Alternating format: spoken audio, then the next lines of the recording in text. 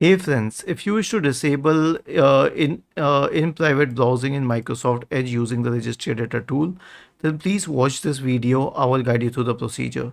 So open Registry Editor in the Windows search bar and open it.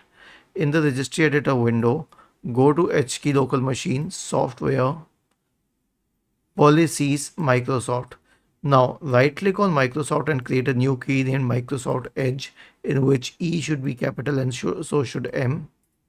Right click new key and name it Microsoft Edge.